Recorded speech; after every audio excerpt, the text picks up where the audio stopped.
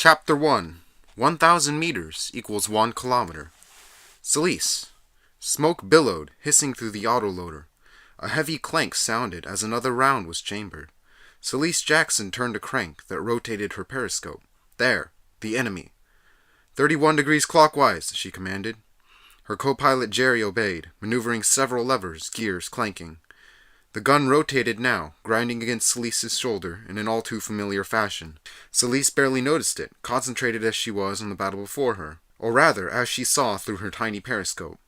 Through the spotting mechanism, a dark smudge resolved into a form.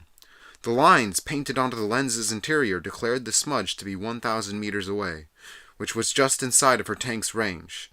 It was a Z-43, and an old one, beaten up, well-worn, but cared for and well-maintained.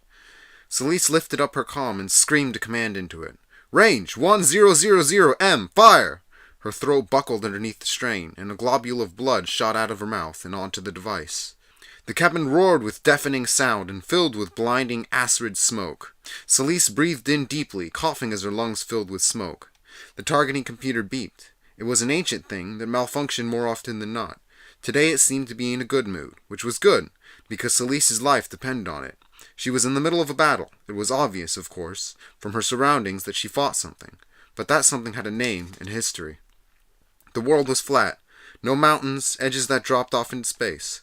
On this flat world, seas of grass contended with vast deserts, and magnificent forests flooded wherever the other two did not reach.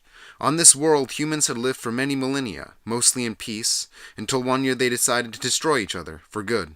Nuclear missiles had rained down after a good decade of fighting, leaving behind little else but rusted war machines with their hungry, living crews. 20 years later, those rusted war machines fought each other over dwindling stockpiles of food and ammunition, using those stocks to fight for more stocks. Food was secondary. It could be grown any time, out in the massive plains. The settlers that planted it were always willing to give it up for a price. That price could either be paid in resources or in blood. Selyse paid in resources. The tank she fought paid in blood. Miss! Selyse cried, biting her tongue when she closed her mouth. Damn, she thought, kicking the targeting computer, which beeped in protest. 50 meters short. She resighted the tiny dot, moving the periscope with a hand crank on her right side, reaching over her co-pilot's shoulder and pressing uncomfortably into his head. The other tank stopped, right in her sights, which meant that it was also about to fire. It was a Panther III, an older version of the series, meaning that its main gun was often knocked to the right by its protruding machine gun. Please be broken, Selyse chanted to herself, as she squinted at the fading sighting lines. 983M, she called, down the comm to her gunner, Ruby. Fire, she yelled, as soon as she heard the autoloader clank. The tank lurched backwards as the force of the explosion in the main barrel propelled an armor-piercing tungsten dart towards its target 983 meters away, which meant that when it hit, a molten jet of metal traveling faster than the speed of sound would enter the cabin, first vaporizing every organic thing inside before igniting the ammunition containers in a secondary explosion that often blew a tank's turret, weighing in at 20 tons, 10 meters into the air. And so it happened, the pirate tank popping like a champagne bottle, but not before it shot back. It was an impact round, better than being hit by a tungsten dart, but still not good if you wanted to stay alive for more than a second. Half of Selyse's world disappeared in an instant, every inch of her exposed skin burning to the 3rd degree, fire consuming her clothing. But when the noise stopped, when the light died down, Selyse saw that she was still alive. Fried to a crisp, pain lancing across her mind like a physical blow, pinned beneath a hot metal wedge, but still alive. She forced the metal off of herself with the Herculean strength born of adrenaline, falling into the still-burning body of her gunner, Jake, that popped open like a balloon when she landed on it. Blood covered her. She couldn't tell if it was her own at first, and then she saw Jerry's intestines wrapped around herself, and then she threw up, the vomit searing her burned lips. The tank's porthole had popped open during the explosion, hanging crookedly out, as if caught halfway through a wave at someone. Selyse stared at it for a moment, her mind going blank, before she gripped the rung that hung against the inside of the tank's turret and hoisted herself up. Her hand burned. By God, it burned. But when she opened her eyes, she saw flames licking the side of the ammunition compartment. After seeing what had happened to the tank she had shot, Selyse did not want to wait and find out how it felt. So, with excruciating slowness, with the flames at the ammunition compartment seared into her mind, she pulled herself out of the hatch and onto the top of the tank.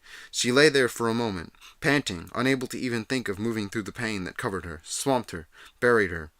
She heard crackling from inside of the tank, and pinging as the flames found the machine gun ammo. That galvanized Selyse into action, burns and all, and gave her enough strength to roll off the edge of the tank. She screamed as she hit the ground, the grass tearing burning tendrils of fire across her side, her bones feeling as if they were made of glass. And still she crawled, away from the tank, her Z-43, that had been her home until a minute ago, that poised then and ready to kill her at a moment's notice.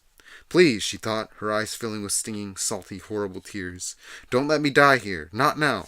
Not after all I've... An explosion cut her off, louder than any she had ever heard, a front of blisteringly hot air moving past her, burning her yet again, crisping the grass all around brown. Selyse choked out and felt her entire body spasm, and fought the seizure that ripped across her back, her arms, her legs, everything. She stayed conscious, though. She stayed alive for what seemed like a century, laying in the grass next to her burning tank, next to her burning home. She remembered all of the jokes she had traded with Jerry, in the cockpit, and cried, the reality of her situation hitting home. She was stranded, wounded, in the middle of the grassland, with no habitation for the surrounding 100 kilometers. She was on her own. Selyse turned on her back then, and looked at the sky, getting darker as the dusk turned to night, as the time since the explosion lengthened.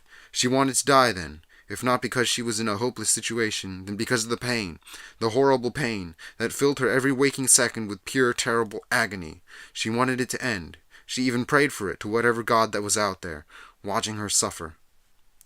And then she got something, although it was not her wish. A bright blue light lanced out of the darkness, the rumbling of the treads on the grass waking Selyse from her pained stupor. Overhead the stars glistened, forming patterns that seemed to swim before her. There was no engine sound, which made Selyse curious to force her blackened neck to look around, expecting to be shot down at any moment. If a tank found the recent aftermath of a battle in the middle of the plains, they killed the survivors and scrapped the tanks. It was simple courtesy. There was no way anyone burned like Selyse had been would ever live anything but a short, agony-filled life. There was not enough medicine. There was not enough of anything, really. And so Selyse was surprised when a figure stepped down from the top of the tank, their boots clamping down right in the middle of Selyse's field of vision. They were blue, bright blue. A face leaned down so that Selyse could see it, a female face, kindly and filled with a sort of sporadic energy. "Hello," she said, as if it were a perfectly normal meeting. "My name is Ellen. What's yours?" Selyse groaned, suspecting herself of having a hallucination. But once he scrunched her eyes closed, painfully, and opened them again, Ellen stayed exactly where she had been, unchanged. Ellen clucked her tongue, and then put her arms underneath Selyse. Selyse screamed in pain, arching her back involuntarily, foam coming out of her mouth. "It hurts, it hurts, it hurts," she yelled in her mind, too pained to speak out loud. Ellen picked up Selyse like a sack of potatoes, as if she weighed no more than that. Ellen's arms felt off, a little too warm, as if she had a high fever or something. Selyse also noticed that Ellen wore only blue and white, the color scheme of the tank she took Selyse onto, and when she saw the tank, Selyse could not help but gasp, sending a spike of pain through her throat and face. It was beautiful, curved, elegant, the turret reaching from the body like the body of a ballerina, the entire ship as if it were painted by a master artist. Bright blue circuits, pulsing with energy, showed through the tiny hinges in the tank's otherwise smooth armor. Selyse ignored her pain for a moment, magically, as she was carried down the porthole, large enough for her to pass through lying down in Ellen's arms, and saw the interior of the tank. It was beautiful, amazing, stunning. Computer screens filled every free space, and there was a lot of it, their monitors blinking lines of data that Selyse instantly recognized. Wind speed, range, time to target, time to load. A panoramic view of the outside world ran across a monitor that circled the room, giving a 360-degree angle of command. Selyse saw her own tank, now sputtering with low fire in the darkness, drawn on those screens. Ellen opened a hatch at the rear of the tank, revealing a strange tube about the size of a person. A bathroom, Selyse thought stupidly. Wouldn't it be more efficient just to have a hatch in the floor? That was, until Ellen shoved her in and closed the door. Selyse cried out in pure ecstasy as she plunged into the tube, which was filled with a bluish-clear fluid. All her pain disappeared in an instant, and she felt amazingly wonderful, better than she had ever felt before. And then the itching started, beautiful, horrible, sweet, burning itching that crawled over her every nerve like a swarm of ants.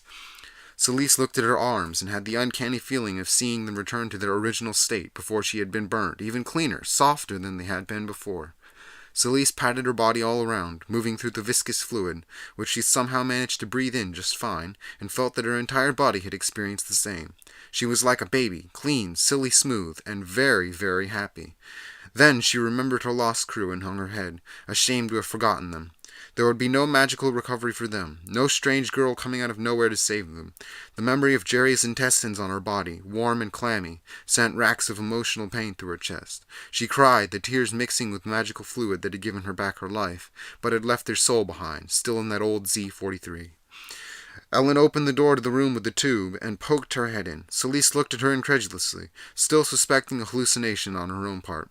Maybe she was just dreaming. A very happy one, to be sure, but just a dream. Ellen broke that dream by taking Selyse out of the tank and back into the real world, where Selyse realized that she could not be dreaming this. It was all too real. The words on the monitors, wind speed and range, and engine capacity, all of them told her that she was really, truly there.